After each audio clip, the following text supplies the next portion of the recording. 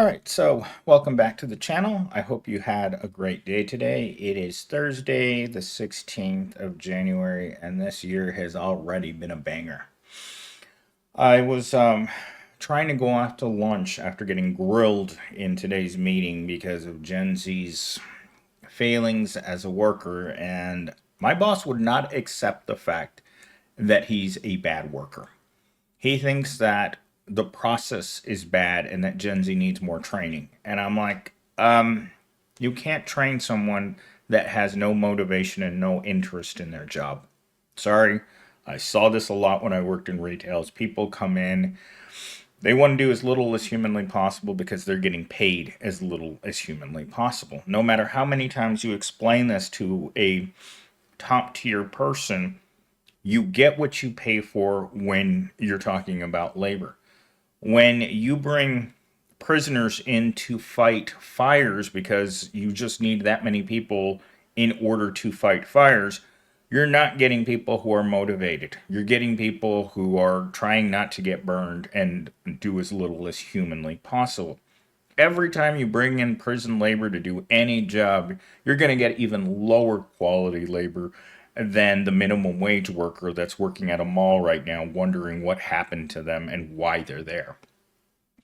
And with that said, today I got a call from the senior manager, and I was in the Kroger's, and I got a call from him, and I thought that was strange because normally when I go to lunch, I set myself as offline.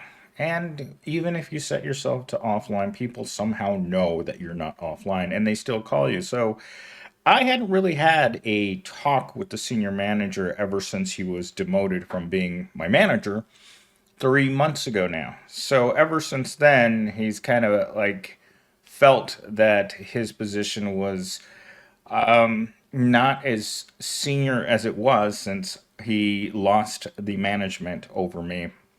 Why? I don't know. I think my boss just wanted to keep a closer eye on me. He always thinks I'm up to no good, which most of the time I am. Anyhow, I took the phone call, and a few minutes into the phone call, I told him that I had already talked to the person that he was calling me about, and I had informed this person that she was not going to get her way. When you're the manager of all the property, all the technological property, you can say yes or you can say no to requests. And when people hear no, they try to go above your head in order to get a yes from an executive, but sometimes that doesn't always work. Anyhow, we moved quickly past that, and then the question came up of there were two major points that came up, and they have nothing to do with the video, but I thought they were worth mentioning. The corporation is going to start laying people off. That's the number one thing I took away from that conversation. My corporation is getting ready to lay off hundreds of workers in a grab to save money. They haven't done this to people like in mass by the hundreds in a very long time. But they're, like I told you guys, I've been telling you guys this for months. The corporations in 2025 want less people and more profits. And I also heard that he himself, the senior manager, got some paperwork from the human anti-resources last week, and they forced him to process promotions for several hours that night. And this is the kicker, guys. Can you imagine processing the paperwork for promotions, passing nearly 100 people, and not seeing your own name on that list? And when he told me that he was so disappointed that he didn't get promoted, I was like, this is a guy who is finally realizing that after working there for 13 years, that he's not going anywhere with this company.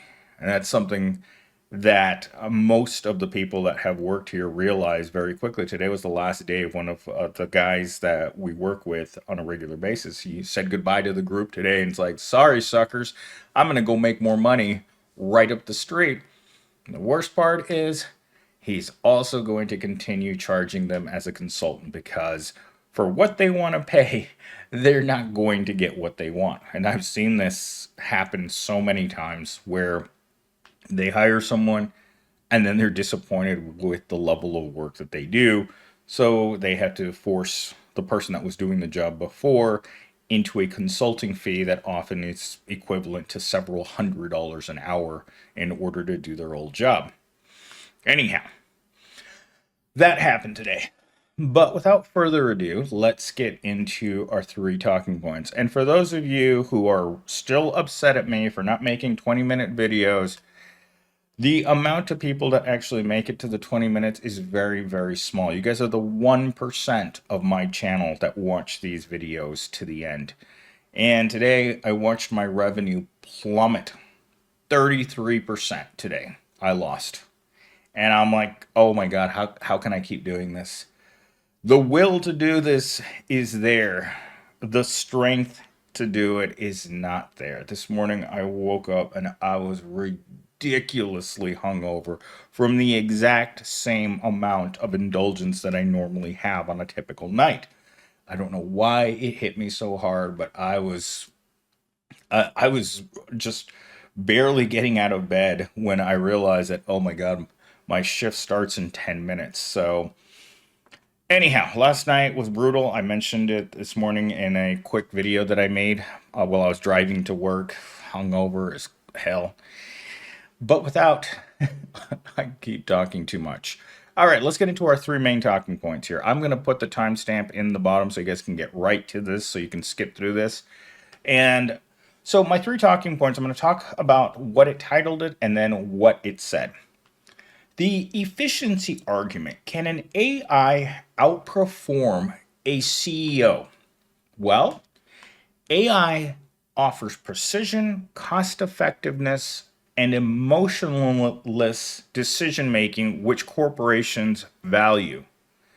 The algorithm can outperform human executives in strategy, forecasting, and cost cutting. I can't believe I just read that, but it's true that the AI is a much better CEO. Because when we attribute decisions to what CEOs actually do, a lot of what they do is just the public face of a large corporation, and usually not in a good way. Whenever a corporation loses face with the public, it signals a change of senior management. My company just changed its highest level person a few months ago, and the whole company's changed. It feels like a completely different corporation. But unfortunately, when you think of AI doing anything, I mean, AI wrote this script from the comment that you guys, if you didn't skip to minute 640, the first minute has the comment from the Internet Complaint Department that spawned this particular video. But if you look at the emotionless decision making that has to be done and you leave it to a robot that doesn't care, often I feel like ChatGPT is more oriented towards the thoughts and feelings of people with money. It is much more right leaning than I could have ever imagined. When I do a video in which I talk about business owners and the impact of people who are showing up to work just to collect a paycheck, it definitely doesn't have any sympathy for the worker. You can definitely feel the fact that the algorithm is working in the best interest of the corporations, which ironically enough, it's made by a corporation, so it should have the best interest of the corporation and demonize workers that aren't working hard enough. Because for some reason, and I talk about this every day, the fact that people can't get by anymore on what they make, it frightens me. I was just telling Gen Zero this morning, 3 years ago, if I needed a new computer, I didn't think about it. When I bought my Alienware computer 3 years ago, exactly a month after I started working for this company, I had a decent amount of money. My buying power 3 years ago was definitely a lot better. And then progressively, without raises, without any type of additional income, it It got to the point where I was living paycheck to paycheck very quickly. This month, I had to cut out every single subscription that I had. And the look on the business owners when you come in to fill out, and this is again another scam we all know happens particularly with gyms. I didn't cancel my gym membership, but every time I called to cancel a membership, they told me that I couldn't cancel it over the phone. And the phony excuse that they gave me was, well, we don't want someone else calling in and canceling your membership, so we need you to sign this paper. No, it's not. I had to use my entire lunch period to go all the way over there to this place, sign my name, put a date on it while the business owner looked at me and scowled. I was like, okay, you know what? You're the person. And again, this comes down to quality and quantity. When I signed up for this membership, it was 3 sessions plus additional perks per month. I don't know when this happened, but I went back, I'm going to say about 7 weeks ago. And I was letting someone else use my membership, right? Because I just don't have time every weekend to be able to go and visit with Melissa. And so I really, really liked her. I think she's a great human being, but she reduced the quantity and the quality of the service. And once I had 3 bad experiences, and we're talking really bad experiences, like part of my leg went numb. And I told her that I wasn't mad at her because she wasn't there that day. The next time I went and I got another service, I couldn't feel my arm for 3 days. I was like, you know what? The service is gone to crap. She's reduced the quantity, and I've got to get rid of this. Like it's not worth it. I don't know what's going to happen to me, and I know that she felt bad, but she can't do anything again. Like me and Gen Z, I can't do anything about the low quality workers. All of our employees are part time workers. And these are people who have a primary job that's well paid. Think of this. These are people who are working in very well paid professions, but have to work a second job because they're not getting paid enough. Like me, this is my second job. And it's hard to do this job when you've been busting your hump all day. The amount of work that I have had to do in the last 2 weeks has just been brutal. They've turned up the heat on the employees, and you could just see it today in the meeting, in the talking down to the workers. And when I talked to the senior manager, he was just beside himself because among the 5 guys that I work with, they got we had over 50,000 service tickets last year. 50,000 requests came in. And between 5 guys, they had an excellent ratio to solving all of those problems. A ratio that I thought was impossible with so few people. But they did it. How? I don't know. Like today, when I was looking around in the meeting, we had a few guys who had their webcams on, which I had never seen before. And normally, we're not the most photogenic people in a corporation. The tech people are usually tech people because they have a tendency to be unattractive. Let's just face it. I'm going to say it. You have all of these unattractive men wearing khakis and polo shirts. Anyhow, I'm off on a tangent. Let's get back on track here. Okay, our second talking point has the title of The Ground Level Perspective, Entry Level Workers as Leaders. Could empowering these employees create more empathetic and effective leadership, or would it simply exploit them further by shifting responsibilities without fair compensation? Entry level workers often have firsthand knowledge of operations and customer needs. You know why they have that knowledge? Because entry level jobs are people who are working in Walmart, who are working at an Amazon warehouse, who are working in a restaurant or Kroger's. These are people who have to deal with people. Do you know who doesn't have firsthand knowledge of operations? anyone that's working in the C-suite. If you're an executive, regardless of what that is, you're a VP, you're in the corporate office, you don't interact with the dirty, filthy proletariat. In fact, I have read stories where they don't even want to be on the same floor, in the same building. They want nothing to do with firsthand knowledge of operations or customer needs because that's the dirty part of any corporation.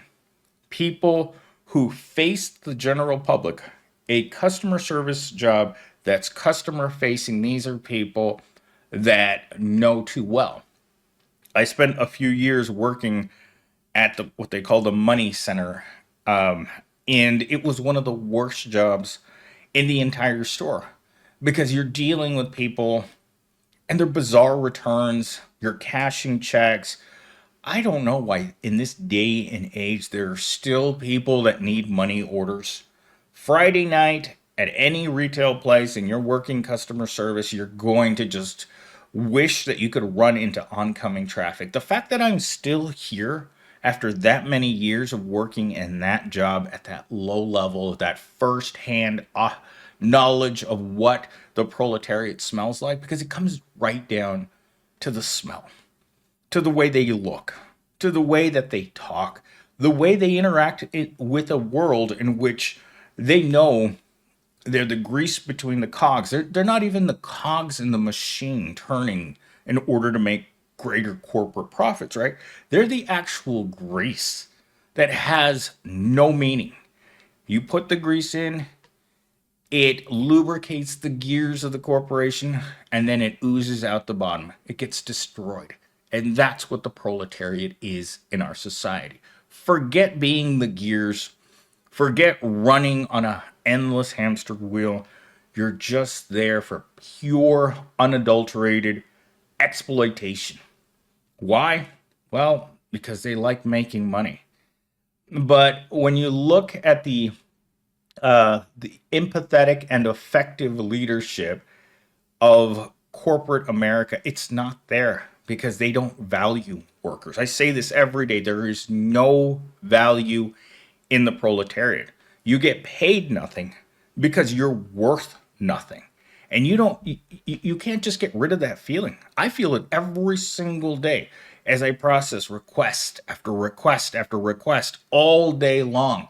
I answer complicated problems. I solve complicated problems every single day. I deal with people that don't like you.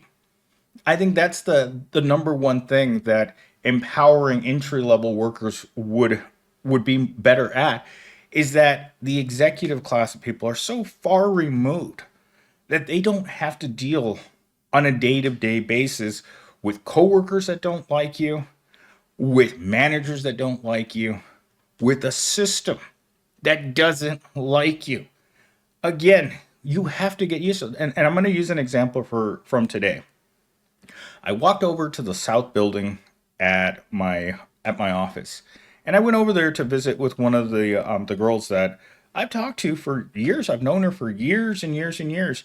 And the second I walked in, I could see that coldness just come right into her. Like she made a point. I went over to talk to her boss to leave the room when I walked in, and I was like, "Oh wow, that's new." And then same trip, I'm walking back to my own office and I passed one of the other people that works on that side of the building. She went out of her way to come over and say hello to me. This is a girl that would, on the street, she would never talk to. She's a 10 out of 10 knockout. The other girl who I went to go see was maybe a 3 out of 10, maybe lower. You can tell, you can see the anorexia in her face because her face is gaunt. And I mean, I just talked to her because I think or I had because I thought she was nice, but I could tell as soon as something came up about how unnatural that that look is, like you could just tell it was over. And I was just, and I find it deeply concerning when a person resembles more of a skeleton than a human being. I mean, don't get me wrong, I love skinny women, but I like big butts and big cans too. Anyhow, I don't know where I was going with that, but I could definitely feel that it was a very cold reception to no reception, and her boss just looked at me like, "Oh, I'm sorry, she acted that way." Anyhow, moving. I'm gonna push this one past 20 minutes because I've been off on a lot of tangents. Exposing the myth of indispensable leaders. If AI and lower level workers can step into their roles, does this reveal that the indispensable leader is a myth designed to uphold corporate hierarchies? I think it is absolutely a myth that you need executive people to run a corporation. Think of this: without your millions upon millions of proletariat workers, the corporation can't exist. The corporation runs perfectly fine if you got rid of all of the executives. But you get rid of your workers, the people actually doing the work, the people that get up every morning to go do a dirty job that they don't like, you don't stay in business for very long. That's why I think this is ridiculous to have executives. They aren't meaningful. The decisions that they make can easily be made by a machine, or giving these jobs to lower level workers with that experience, with that ability, that firsthand knowledge of what it's like to go to a job you don't like and stay there for years at a time with no pay increase, with no respect, and as the senior manager today, no appreciation whatsoever. In fact, today I talked to another woman, and she said the same thing. It's like, this job doesn't appreciate you. The harder you work, the more money the corporation makes. But you get rid of the executives, and what do you have left? Millions upon millions of salary that could be used to pay the people that actually do the work.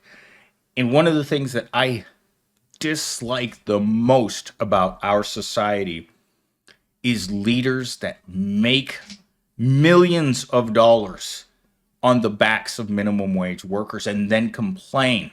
Well, we have high turnover in these positions. You know why you have high turnover? Because you don't value the people that make it possible for you to be able to make millions of dollars per year. And they feel it. I feel it every single day. I have no value to the corporation. If the corporation wanted to call me up right now and tell me, guess what, you're part of the layoff, I would completely understand. In fact, Gen Z today asked me, it's like, well, who's going to be the first people to go? Usually it's the first hired or last hired, first fired. That's how it usually works in most places. Anyhow, I've been talking too long. I need to grab a beer, edit this, and you guys will be looking at the cute little AI generated thumbnail for whatever it looks like. I think today we're doing brown hair with blue eyes.